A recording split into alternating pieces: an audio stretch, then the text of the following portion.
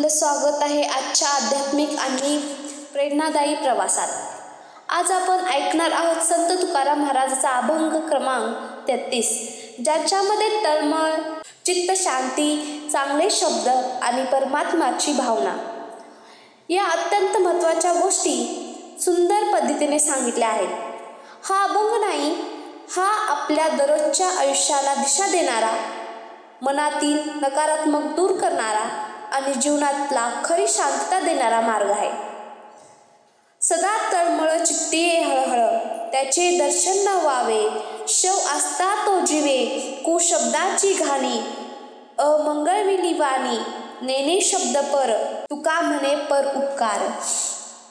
सदा तळमळ चित्तीची हळहळ याचा अर्थ असा आहे, काहीतरी शोधायची, कुणाच्या जवळ जाण्याची, शांतता मिळवण्याची, समाधान शोधण्याची। जसे पाण्यासाठी तहान आतच जळते, तसे जीवनातल्या सत्याचा शोध मनातील एक हळहळ असते। समजा तुम्ही दिवसभर काम करताय, घर सांभाळताय, नाती सांभाळता, पण रात्री झोपताना असं वाटतं की तरी काहीतरी कमी आहे, तणाव आहे, गोंधळ आहे, मनाला शांतता नाही। ही जे आतली खंत, आतली हळहळ आहे ना, ती तुकाराम महाराजांनी येथे सांगतात। हीच आपली सदा तळमळ। त्यांचे दर्शन न व्हावे, शव असता तो जीवे। म्हणजे काय? तुकाराम महाराज म्हणतात की जोवर माणसाला सत्य ज्ञान, भक्ती आणि चांगलपणा यांचा दर्शन होत नाही, तोपर्यंत तो जिवंत असला तरी शवाप्रमाणे आहे। जीवन फक्त शरीर चालवणं म्हणून होत नाही। जीवन म्हणजे मनाचं जागणं असतं, विचाराचं तेज असतं।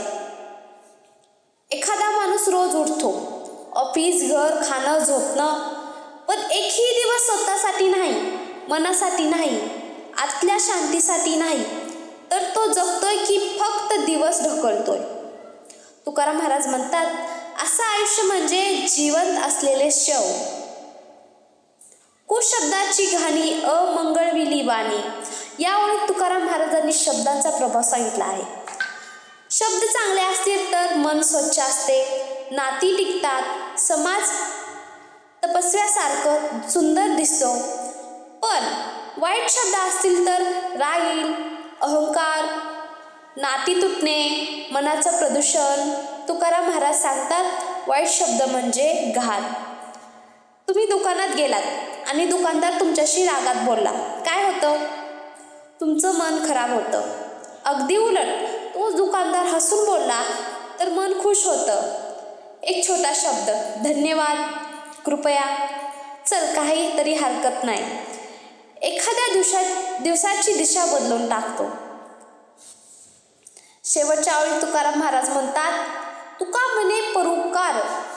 खरं तर शब्द असा असावा, विचार असे असावेत की त्यातून दुसऱ्याला फायदा व्हावा। परोपकार म्हणजे फक्त पैसे देणे नव्हे, परोपकार म्हणजे चांगलं बोलणं, चांगलं विचार करणं, दुसऱ्याला दुःखात साथ देणं, त्रास देऊ नये याची काळजी घेणं। एका गावात दोन भावंडं होती, शांता आणि मंगेश। शांता शांत, गोड बोलणारी, प्रेमाने जगणारी, मंगेश मात्र रागीट, कठोर, कटू शब्द बोलणारा। गावातले लोक शांताकडे काय सांगायला जायचे, कारण तिच्या बोलण्यातून लोकांना आत्मविश्वास द्यायचे। एके दिवशी गावात मोठं काम होतं, पाणी पुरवठ्यासाठी विहीर खोदायची। गावकरी म्हणाले, शांताबाई, तुम्ही आमच्यासोबत या, तुमच्या शब्दांनी आमचा उत्साह वाढतो। मंगेशला राग आला, मी ताकदवान आहे, मी काम करतोय, व मला का नाही बोलवत? गावकरी शांतपणे म्हणाले, तुम्ही ताकदवान आहात, पण तुमचे शब्द जखमा करतात। शांताबाईच्या शब्दांनी थकलेल्या माणसंही कामाला उभी राहतात। मंगेश तेव्हा पहिल्यांदा शब्दाची ताकद ओळखली। तो शांताजवळ गेला, तिला म्हणाला, मी चुकीचा होतो, मला तुझ्यासारखं चांगलं बोलायला शिक। शांता फक्त एवढंच सांगितलं, शब्दाचा वापर करताना विचार करा, हा शब्द दुसऱ्याला बळ देईल का? जर देणार असेल तर बोला, नाहीतर शांत राहा।